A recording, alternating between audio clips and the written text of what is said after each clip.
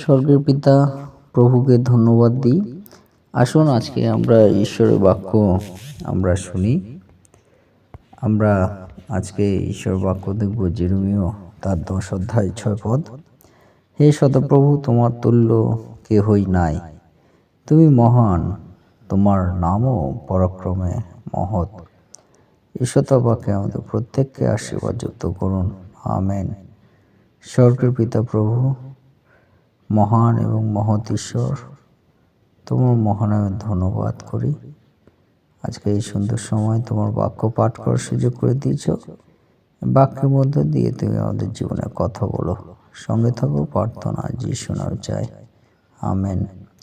আজকে এই বাক্যের মধ্য দিয়ে পিতা ঈশ্বর তিনি আমাদের জীবনে কি বলতে চান। প্রথম যে বিষয় বলতে চান, পিতা ঈশ্বরের তুল্য কেহই নাই, কারণ তিনি মহান এবং তার নাম পরাক্রমে মহৎ। অর্থাৎ পিতা ঈশ্বরের তুল্য কেহই নাই, কারণ সেই পিতা ঈশ্বর মহান, গ্রেটেস্ট অব গ্রেট। অর্থাৎ আমাদের পিতা ঈশ্বর মহানদের মধ্যে মহান, আর তার মতো মহান ঈশ্বর আমরা আর কোথাও আমরা দেখতে পাই না। কারণ তার সঙ্গে তুলনা করে আমরা কোনো কিছু যদি আমরা তুলনা করি, সেই তুলনা কিন্তু তার সঙ্গে যায় না, কারণ তিনি মহান এবং তার নাম পরাক্রম, মানে বিভিন্ন যে জয়ের ঘটনা, সেই জয়ের ঘটনায় তার নাম কিন্তু মহৎ। তিনি মহৎভাবে সেখানে কার্য করেছেন। তাই আমাদের ঈশ্বর তাহার তুল্য কেহই নাই। প্রথম বিষয় বলতে চাই, কারণ হলো তিনি পবিত্রতায় আদরণীয়, তাই তাহার তুল্য কেউ নেই। যে পবিত্রতা আমরা কিন্তু পিতা ঈশ্বরের মধ্যে আমরা দেখি, যে তার চরণতলে যখন আমরা আসি, তখন আমরা সেই পবিত্রতার যে কার্য তা আমরা দেখতে পাই। যখন আমরা দেখি যে অনেকেই প্রভু যিশুর চরণতলে প্রার্থনা করতে চান, আসতে চান, কিন্তু তারা পরবর্তী সময়ে পিছপা হয়ে পড়েন। অর্থাৎ পরবর্তী সময়ে সে পিতা ঈশ্বরের চরণতলে আসা বন্ধ করে। কেন? কারণ অনেকে এই বিষয়টি মনে করেন যে প্রভু যিশুর চরণতলে যাওয়া মানে আমাকে বিড়ি ত্যাগ করতে হবে, আমাকে খৈনি খাওয়াবো ত্যাগ করতে হবে, আমাকে মদ খাওয়া বন্ধ করতে হবে, আমাকে এই বিভিন্ন কার্যকলাপ এগুলো বন্ধ করতে হবে। যদি না বন্ধ করি, তাহলে আমি সে প্রভু যিশুকে ডাকার কার্য আমি করতে পারবো না, তার কাছে প্রার্থনা আমি করতে পারবো না। সেটা কিন্তু তারা নিজের মনে মনে এই চিন্তা তারা করে যে আমি যদি এই কার্যগুলো করি, তাহলে প্রভু যিশুর চরণতলে যাওয়াটা কিন্তু আমার কাছে কঠিন ব্যাপার। তাই পরবর্তীতে দেখা যায় অনেকে মনে মনে চিন্তা করে যে প্রভু যিশুর চরণতলে যাবে, কিন্তু তারা তাদের ব্যক্তিগত জীবনের দিকে যখন তাকায়, তখন ভাবে যে এইগুলো আমাকে ত্যাগ করতে হবে। যদি আমি প্রভু যিশুর প্রার্থনা সভায় যাই, তাহলে আমার জীবনের এই কার্যগুলো আমাকে ত্যাগ করতে হবে। আর যদি ত্যাগ না করতে পারি, তাহলে আমি প্রভু যিশুর চরণতলে আমি যাব না। এই ব্যাপারটা কিন্তু তাদের মনে চলে।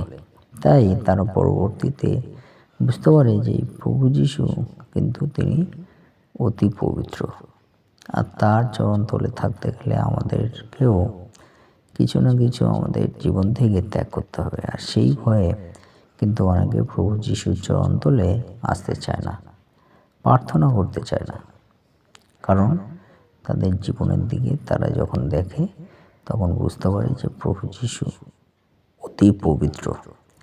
তার সেই পবিত্রতার আদরণীয় কিন্তু আমরা দেখতে পারি।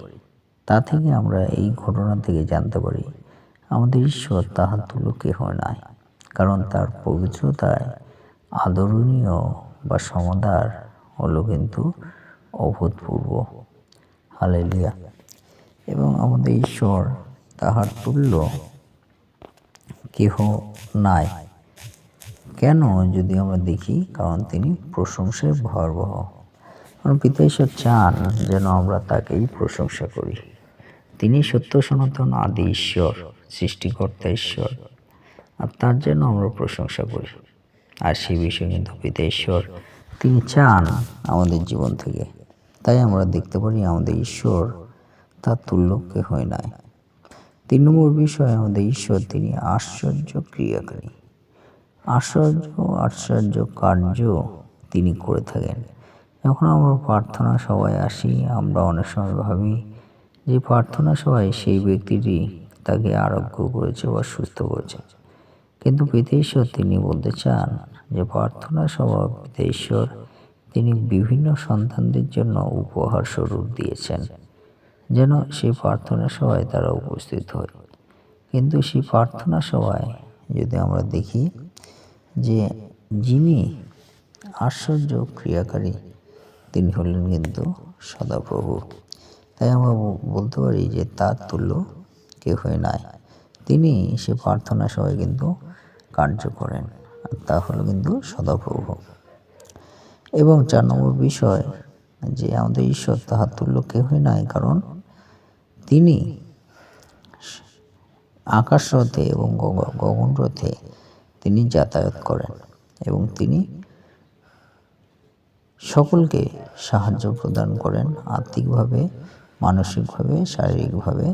পিতা ঈশ্বর তা থেকে আমাদেরকে বলতে চান যে তাহার তুল্য কেহই নাই। তিনি আমাদেরকে দয়া করেন, করুণা করেন। হালেলুয়া। আমাদের ঈশ্বর তাহার তুল্য কেহই নাই, কারণ তাহার গৌরব অতীব কীর্তনীয় এবং মহান। আমাদের ঈশ্বরের নগরে এবং পবিত্র পর্বতে কিন্তু সদাপ্রভু তিনি অতীব কীর্তনীয় ঈশ্বর। তাই আমরা দেখতে পারি আমাদের ঈশ্বর তাহার তুল্য কেহই নাই। হালেলুয়া। তাই আমরা সেই সদাপ্রভুকে যেন আমরা ডাকি। পিতা ঈশ্বর কিন্তু এই বাক্য মধ্য দিয়ে তিনি আমাদের বলতে চান। ঈশ্বর তার বাক্যে আমাদের প্রত্যেকে আশীর্বাদযুক্ত করুন। আমেন। হে আমাদের স্বর্গস্থ পিতা, তোমার নাম পবিত্র বলে অমান্য হোক, তোমার রাজ্য আসুক, তোমার ইচ্ছা যেমন স্বর্গে তেমন এই পৃথিবীতেও সিদ্ধ হোক। আজ আমাদের প্রয়োজনীয় খাদ্য আজ আমাদেরকে দাও, আর আমাদের অপরাধ সকল ক্ষমা করো, যেমন আমরা আপন অপরাধীকে ক্ষমা করিয়াছি। ঈশ্বর বাক্যে আমাদের প্রত্যেককে আশীর্বাদযুক্ত করুন। আমেন। জয়।